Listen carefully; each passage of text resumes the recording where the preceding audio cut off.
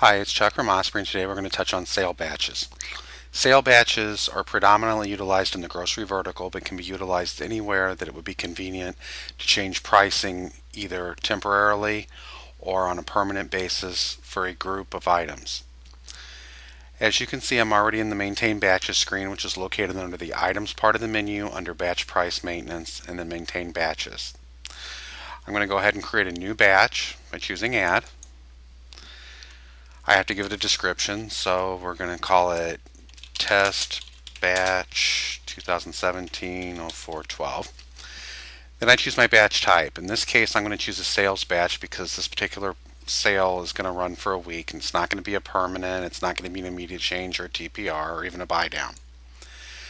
Since I chose sales, that eliminates many of my options that I don't need to choose. But what I do need to choose is a priority, and this is important if I have the same item on multiple batches.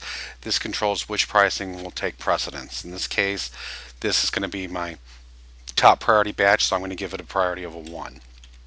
Next, I'm going to give it my pricing dates. So we'll go with 4/13/2017 through 4/19/2017, and then I can save it. So what I've done is I've created the batch header. Now I need to add items to it. There are multiple ways to add items, so let's first go to our items tab, and then as you can see I have no items on there, so I'm going to go to batch item maintenance, and I'm going to go ahead and add an item. I'm going to add item number 95, package code of a unit. As you can see, my current retail is $59. I happen to want this to be on sale for $49.99, so I'm going to put that price in there. I can optionally fill in mix and match code, bonus buy, split price, etc. But in this case, I'm not. I'm going to go ahead and save that. I'm going to repeat the process for item 96. I want this one to be $47.95, and so on. So I could add items this way, which if you only have a few items, that works. However, if you have a great deal of items, that can get tedious. So our next option is via the Select Items user control. So what I'm going to do here is I'm going to say, hey, I want to take $2 off everything, so I'm going to put a -2 in there. I'm going to do it by department, so I'm going to choose my products department.